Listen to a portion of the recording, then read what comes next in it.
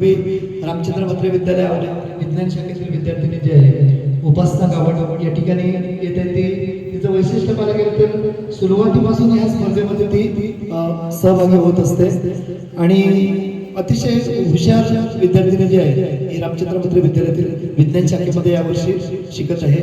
मी उपासनाला विनंती करते की आपलं स्पीच जे आहे हे स्पीच आपल्या या स्पर्धकांसमोर सादर करावं. नमस्कार. आजच्या या कार्यक्रमानिमित्त रत्नाकर गाताडी सर यांचे 11वे पुण्यस्मरण व आज नवीन वर्षाला सुरुवात झाली. सर्वप्रथम नववर्षाच्या तुम्हाला हार्दिक शुभेच्छा आणि रत्नाकर गाताडी सर यांच्या स्मृतीस अभिवादन करून मी माझ्या भाषणास सुरुवात करते. स्वच्छता ठेवाल भरपूर, डॉक्टर राहतील दूर. स्वच्छता ठेवाल भरपूर, डॉक्टर राहतील दूर. स्वच्छता ही एक आपल्या मानवाची जबाबदारी आहे. मग तुम्ही कोणत्याही क्षेत्रात असा किंवा पदावर असा याचा फरक नाही, परंतु स्वच्छता करणे ही आपली जबाबदारी आहे. चांगल्या शारीरिक आणि मानसिक आरोग्यासाठी महत्त्वाची आहे ती म्हणजे स्वच्छता. त्याचबरोबर शरीराची स्वच्छता झाली म्हणजे वेळच्या वेळेवर नखे कापणे असू द्या, जेवणाच्या आधी हात धुणे असू द्या, त्याचबरोबर खालील पडलेल्या वस्तू तसेच उचलून न खाणे. त्यामुळे काय होतं की आपल्या शरीरामध्ये जे खालचे जे किटाणू जंतू असतात ते आपल्या शरीरामध्ये जातात आणि आपल्याला विविध प्रकारचे रोग होण्याची शक्यता असते. त्यामुळे देह एकतर मरण तरी पावतो किंवा खूप सारे रोग त्याला होऊ शकतात. मग यासाठी काय चांगलं आहे की स्वच्छता करणे. आपण एखाद्या कुठल्या तरी कार्यक्रमाला जाण्यासाठी आपण काय वापरतो? परफ्यूम. का तर आपला घामाचा वास न येण्यासाठी आपण परफ्यूम वापरतो. आणि आपली रूम असेल ती आपण रूम साफ करण्यासाठी काय वापरतो? तर रूम फ्रेशनर. का तर रूम फ्रेशनर मध्ये कुठल्या तरी फ्रूट, कुठल्या तरी फ्लावर म्हणजे कुठल्या तरी फुलाचा वास येईल यासाठी. आणि तो वास आपल्याला हवासा वाटतो कारण जिथे स्वच्छता म्हणजे जिथे आपल्याला तो स्वाशिक वास आपल्या नाकाला हवासा वाटतो, पण त्यामध्ये जे खूप प्रकारचे ऍसिड असतात, खूप प्रकारचे बेस असतात, खूप डेंजरस ऍसिड असतात, ते आपल्या शरीरासाठी घातक ठरतात. त्यामुळे आपल्याला कॅन्सर होऊ शकतो. मग त्यामुळे काय चांगलं आहे की आपण शरीराची स्वच्छता राखणे. त्याचबरोबर व्यक्ती लहान असो व मोठा, गरीब असो व श्रीमंत त्याचा फरक पडत नाही. मेन मुद्दा काय आहे की आपण स्वच्छता राखली पाहिजे. त्याचबरोबर आता आपण पर्यावरणातील कचऱ्याकडे येऊ. ओला आणि सुका कचरा हा 2 वेगवेगळ्या स्वतंत्र अशा डब्यात ठेवावा. त्यामुळे काय होतं? ओला कचरा ज्यामुळे खूप प्रकारचे जंतू होतात आणि आपला हा ग्रामीण भाग आहे. आपल्याकडे उन्हाळ्याच्या सुट्टीत म्हणजे उन्हाळ्यामध्ये आपल्याला पाण्याची टंचाई खूप असते. त्यामुळे आपण काय करतो? मोठमोठे पिंप किंवा टाक्या भरून पाणी साठवतो. जेव्हा आपल्याला त्याची गरज भासते तेव्हा आपण ते पाणी यूज करतो, त्याचा आपण वापर करतो.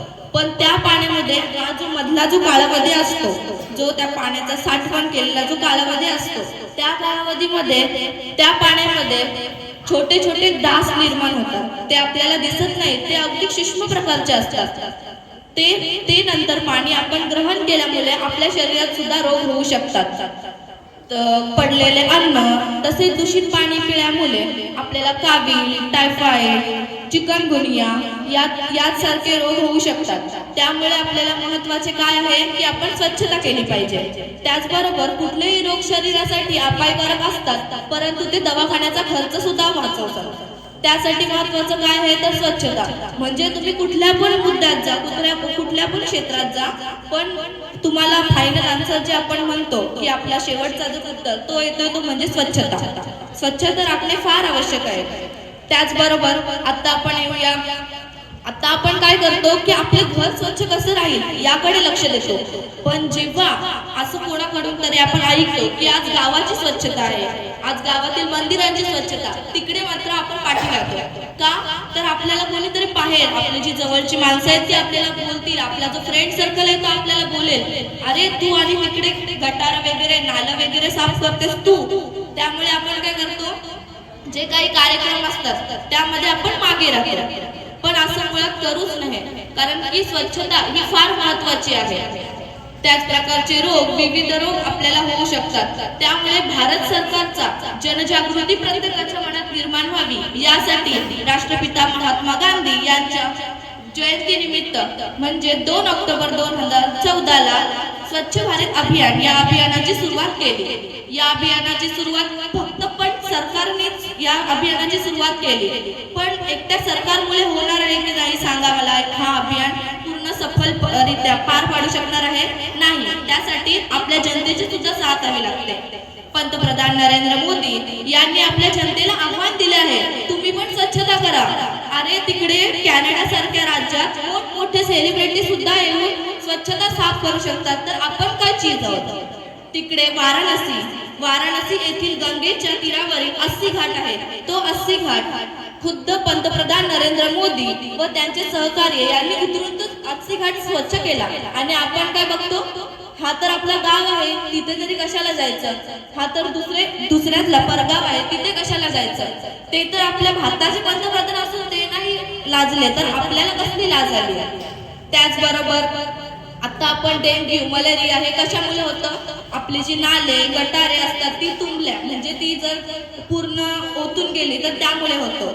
पण आता तुम्हाला सर्वांना झालेली घटना माहीत आहे, ती म्हणजे खोपटे गावात आता 1-2 महिन्यापूर्वीच असेल की डेंग्यू आणि मलेरियाची खूप साथ आलेली. निम्म्याहून अर्धा गाव त्याचा आजारपण झालेला आहे की डेंग्यू आणि मलेरिया. तर हे कशामुळे झालं, काही लोकांच्या कानावर असं आलं की तिथली जी नाले गटारे आहेत ती जास्त ओतून गेल्यामुळे किंवा ते बरेच काळ साफ न केल्यामुळे नाले गटारे त्यांना मग तो डेंग्यू रोग पसरला. आज तो खोपटे गावात डेंग्यू आणि मलेरिया रोग आलेला आहे. कुणास ठाऊक उद्या आपल्या आवरे गावात सुद्धा येईल, कुणास ठाऊक तो आपल्या घरात येऊन आपल्याला सुद्धा होऊ शकतं. मग महत्वाचं काय आहे, आपला आवरे गावच नव्हे तर अख्खा भारत, आपलं अख्खं घर व्यवस्थित साफ करावं. मेन मुद्दा राहिला तो म्हणजे कापडी आणि प्लास्टिक पिशवी. आपण मच्छीला किंवा भाजीपाला आणायला प्लास्टिक पिशवी यूज करतो. त्याचा वापर झाला की आपण आपला जो त्या साठवण पिशव्या ठेवतो. पिशव्या साठवून कशासाठी ठेवतो की आपलं जे काही घाण असेल ती तात्पुरती टाकण्यासाठी आपण त्या पिशवीत टाकतो आणि ती कुठे फेकून देतो. त्याचा आपण विचार नाही करत. पण ते जर ते जनावरांना, ती मुक जनावरे असतील पण त्यांना तो त्याचा आजार होऊ शकतो. आत्ताच आपल्या आवरे गावात सुद्धा एक झालेली घटना आहे, ती म्हणजे आपल्या आवरे गावात बाजाराकडे जाण्याचा जो मार्ग आहे तिथे एक गोमाता मरण पावली होती. 10-12 दिवसापूर्वीचा प्रसंग आहे, तुम्हाला सर्वांनाच माहीत असेल. कुणास ठाऊक तिच्या काही चावलं असेल, कुणास ठाऊक तिला काही रोगराई पसरली असेल, तर कुणास ठाऊक आपण प्लॅस्टिकच्या पिशव्यामध्ये घाण टाकली ती तिच्या पोटात साठली असेल, त्यामुळे ती मरण पावली असेल. म्हणजे यामध्ये सुद्धा आपल्या माणसाचा सुद्धा काय आपण म्हणतो की सहभाग आलाच ना.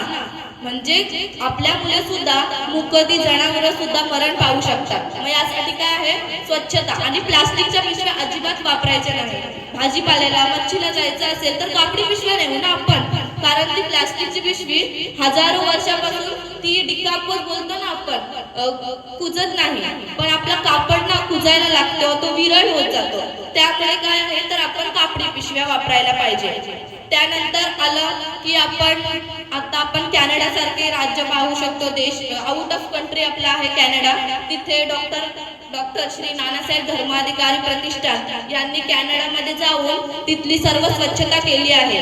तर डॉक्टर श्री नानासाहेब धर्माधिकारी प्रतिष्ठान व त्यांचे सहकार्य त्यांनी कॅनडा देश पूर्ण साफ स्वच्छता केली आहे. आणि इकडे आपल्याला सुद्धा लाज वाटत आहे. आपल्याला एखादं आता आपल्या शाळेत, आता आपण सर्वजण स्टुडंट आहोत, विद्यार्थी आहोत, तर आपल्या शाळेत आपल्याला सर सांगतात की आज कोणाचा वाढदिवस असला की आपण सांगतो की वाढदिवसानिमित्त आपण एखादं वृक्षारोपण करावं, एखादं झाड लावावं, त्याची मशागत करावी, ते मोठं होईपर्यंत वाट पाहावी. पण आपण काय करतो, हे फक्त सरांपुरतच ठेवतो की राहू दे, यांच्याकडे तरी कोण लक्ष देतं, आमच्याकडे खूप प्रकारची झाडे असतात.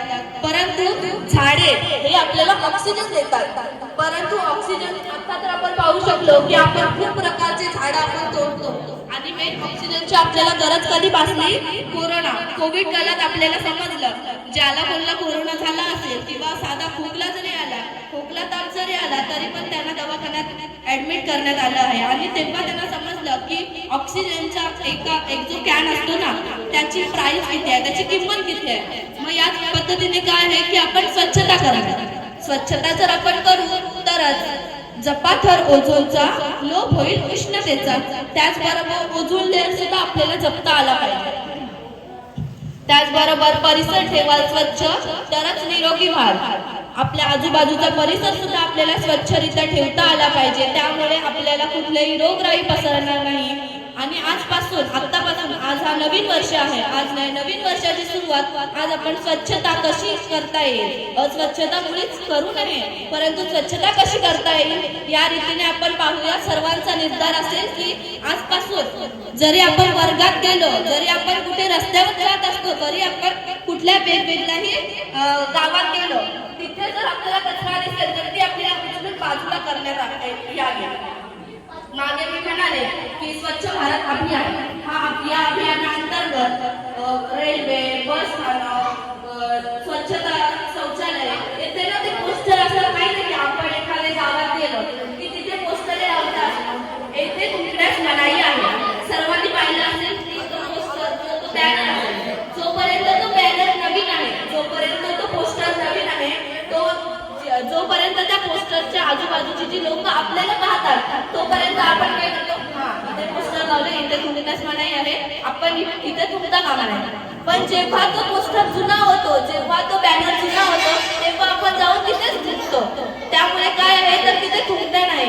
काही रोग असतात, HIV पॉझिटिव्ह सारखे खूप डेंजर प्रकारचे रोग असतात, ते आपल्या आपण जो थुंकतो ना त्या थुंकल्यामुळे दुसऱ्यांना सुद्धा होऊ शकतो. त्याच्यामुळे काय महत्वाचं आहे की स्वच्छता. म्हणजे तुम्ही कुठल्याही मुद्द्यात जा, पण मेन तुम्हाला उत्तर काय आहे, स्वच्छता. त्याच्यामुळे आज आपण निर्धार केला पाहिजे की सर्व आपला गाव तरी निदान कसा स्वच्छ होईल. कारण दुसऱ्या परगावातील लोकांकडून सुद्धा इतरांना समजेल की हा बाबा औरेगाव आहे स्वच्छ, औरेगाव स्वच्छ आहे, तिथे रोगराई नांदत नाही, तिथले सर्व व्यक्ती आपल्या आजूबाजूचे पर्यावरणातील समतोल राखतात, आजूबाजूत कचरा होत नाही याचा निर्धार करतात. त्याच्यामुळे आजपासून नववर्षाची सुरुवात आपण स्वच्छतेविषयी करायला पाहिजे. धन्यवाद. Cleanliness is the important parts of our life. If you are not clean, it is a necessary in our life. Okay, या ठिकाणी पाहायला गेलो आपण तर वक्तृत्व स्पर्धा ज्या आहेत या स्पर्धा संपलेल्या आहेत आणि थोड्याच वेळात आपल्या समोर हा निकाल जो आहे हा निकाल